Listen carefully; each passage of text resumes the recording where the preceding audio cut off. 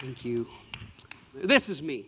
24 years ago this month. I'm 17 years old, a senior in high school, living in Orlando, Florida. And 2 weeks after this picture was taken, my life went on a tremendous and continues to be on a tremendous journey.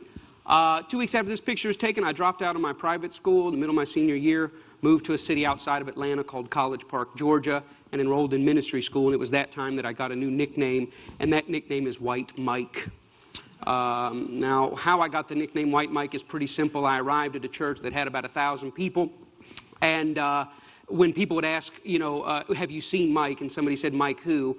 Nobody knew my last name. Smith was too hard, so White Mike is who I became. So this is White Mike on the day he graduated from ministry school. This is White Mike teaching in the youth ministry. This is White Mike doing an example on the stage with his pastor. This is White Mike being ordained into ministry. I think you're seeing a pattern. This is White Mike's first roommate when he got there. White Mike at work. White Mike at social gatherings. You can barely see White Mike in there. White Mike with pastors. I just returned from Atlanta to pastors conference. This picture is about 15 years old, and it's the same picture from when I was here yesterday.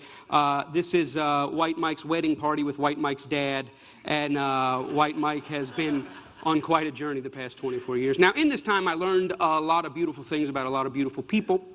I learned a lot of ugly things about myself. And I learned a lot of dark things about the nation in which we live. But I also learned that I, being White Mike, specifically the white part, have a lot of power. White Mike has a question today, and that's this. How come when you turn on the radio in Jacksonville, or New Orleans, or Chicago, or Little Rock, the only people on the radio that talk about how great it is to kill each other are black? How come that exists? 15 stations on a dial, go up, go down. The only people on the radio bragging about getting automatic weapons, gunning each other down, are black. This right here is a song. My pastoral vocabulary won't let me read the title, but I will read this. Catch a young black male not paying attention at the red light. With your AK-47, let me see you shoot it. You're a killer, you're a killer, you're a killer, you're a killer black male. Let me see you prove it. Why does this exist? I'll take it even further, because a lot of time racism exists in what we don't know, what we don't see. Where are the white killers on the radio? Where are the white AK-47 shooters? Where are the white drug dealers? Where are the white people on the radio that brag about what it's like to murder witnesses before trial? The truth is they don't exist. And the question is why? Why don't they exist? Do white people not kill people? Do white people not use AK-47s to shoot each other? I mean, we know, do white people not do drugs? Do they not deal drugs? Of course they do. But why is it that it doesn't make it to our mainstream radio?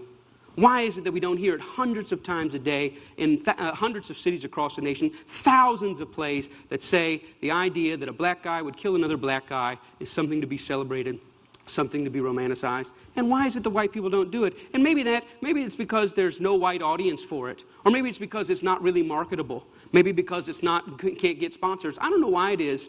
Or maybe it's because it's just not the white man's role. Or maybe when white people get up and talk about being drug dealers and AK-47 killers, maybe it's even sicker than that. Maybe when white people do it, they're accused of acting black. The truth is, in America, black murder is normal. Black murder is normal. The idea that a black man or a black woman would be involved in a homicide, either as a perpetrator or a victim, is so common, so broadly accepted that it basically goes unnoticed. The truth of the matter is, black families are affected by homicide at rates of 10 times their white counterparts.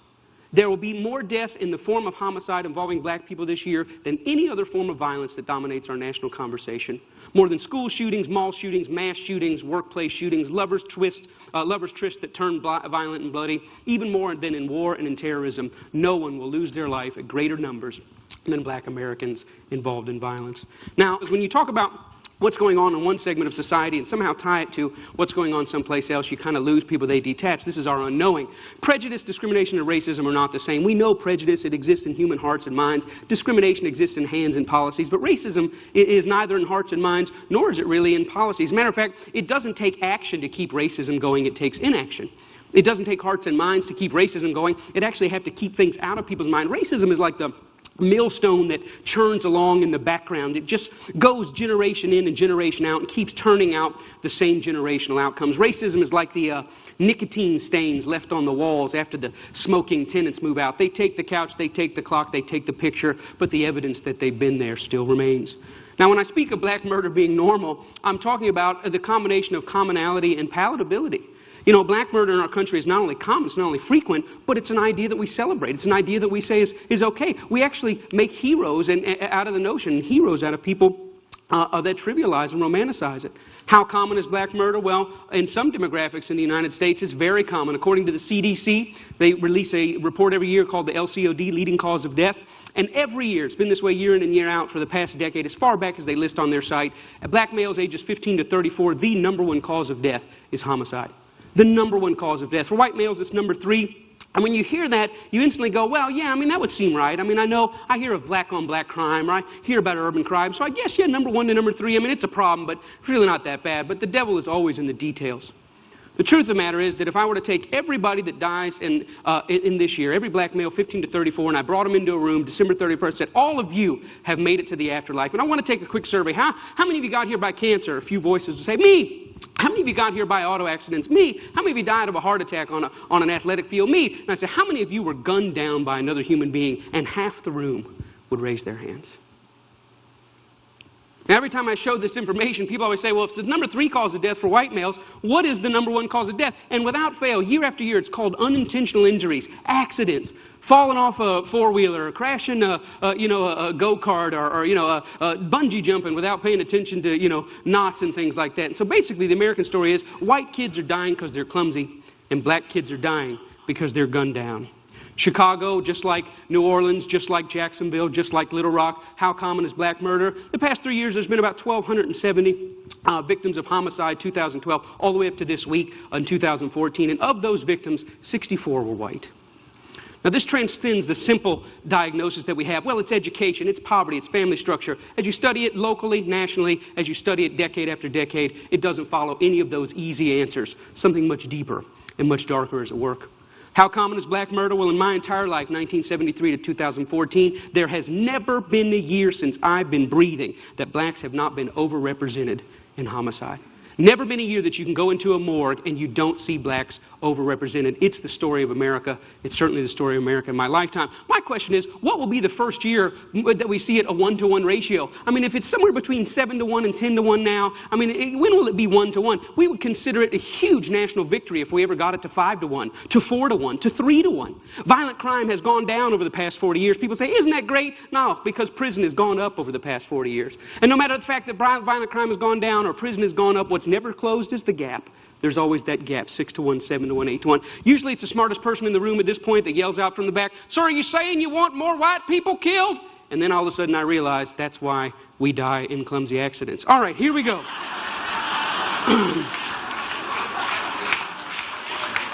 Now, the real question is, why is this going on? Why is this the story of my life? Why is this the story of my country? And everyone in this room falls into one of two categories. You're in one of two categories. Either there's something wrong with them, some core deficiency in black people, they're just prone to violence, and we use anecdotal evidence to talk about that, or there's something wrong with us. And depending on what category you fall in, if there's something wrong with them, you point fingers. Hey, we need to do something. If you say there's something wrong with us, then you roll up your sleeves and you get busy. Well, the truth is there is something wrong with us. And that's years ago we set off a bomb. And that bomb affected our cultural soil. It affected our definitions. It affected our expectations. It affected who we are, how we describe ourselves, and how we describe other people.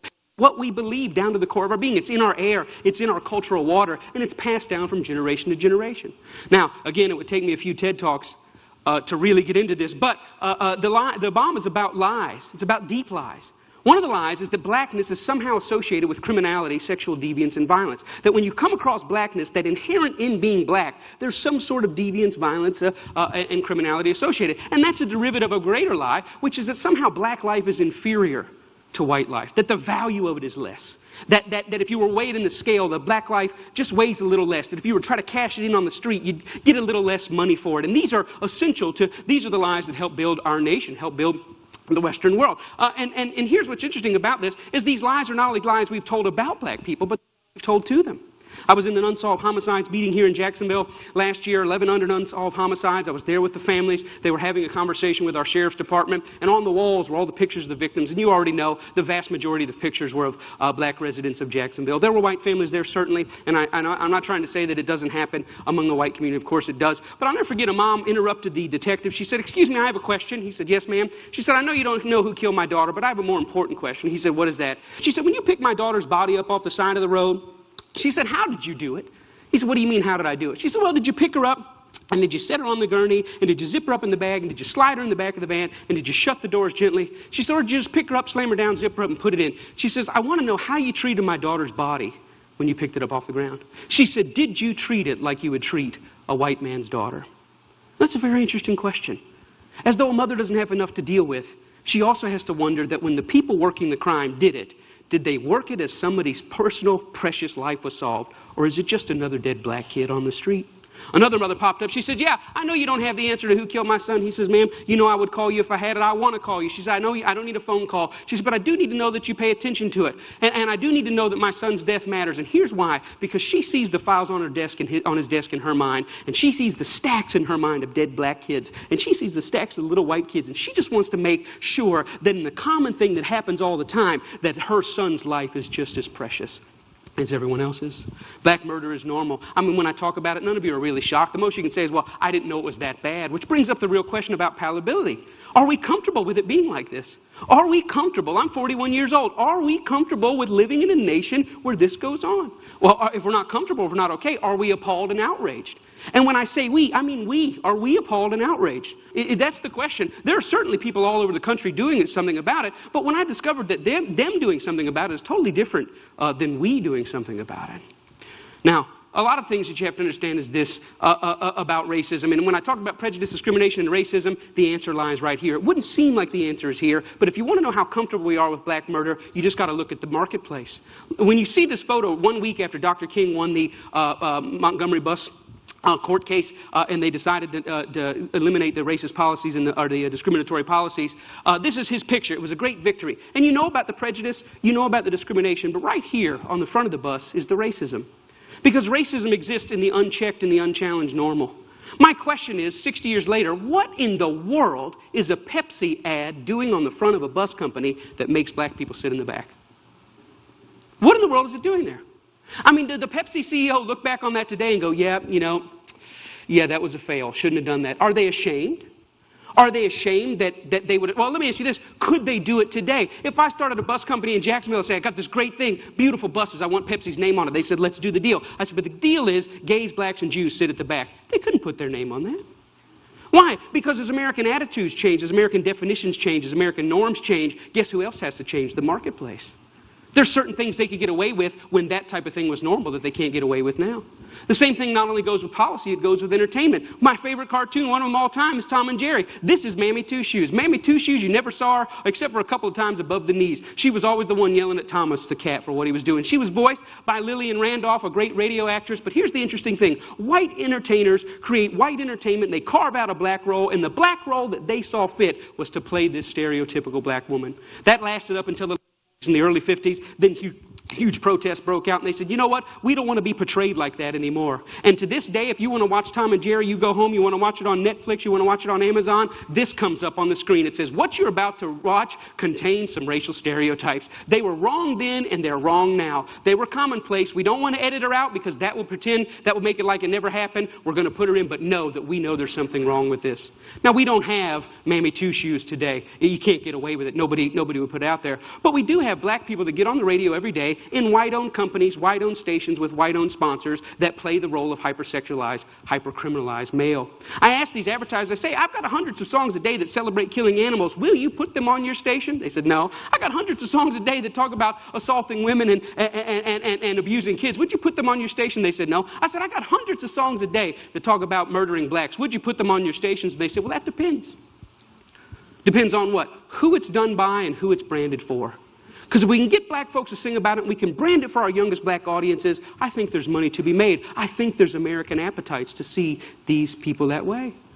I said, how can you say that? They said, well, look, it's what these artists know. It's what they, black people, create. It's, matter of fact, our surveys say it's what they want to hear, which speaks of a sickness. How do we live in a society where somebody says, you know what, I'm inspired to write a song that celebrates murdering another person. And then a person says, I'd like to put that on my station. Another person said, I'd like to pay for it. And then there's people out here in the audience that go, I'd love to hear it, as long as it's black guys. Because even white people buy rap music, buy this type of stuff, because we know that when we want to hear about killing each other, we know who to turn to for that type of inspiration. We call it our music. We say we own it. White people buy more rap than black people. Yeah, but we're very careful to turn it down at the stoplight when other black people are there. Why? Because we know we're just pretending. For them, it's more authentic and real.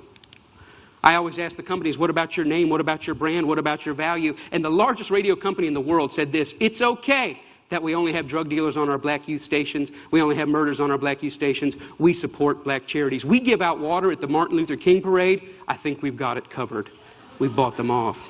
Now, people get upset, the smartest guys in the room again. You're talking about censorship. I don't believe that. I believe in free art. Make whatever you want. I believe you should make music about anti-Semitism. I believe you should make music about killing dogs. I believe in this country you should make music about bashing homosexuals and driving them behind trucks. I believe you should make music about stringing people up on trees. I believe you should make music about killing whitey. I believe you should make all that music. But I also believe that in the mainstream marketplace, people should hesitate associating their name with certain content.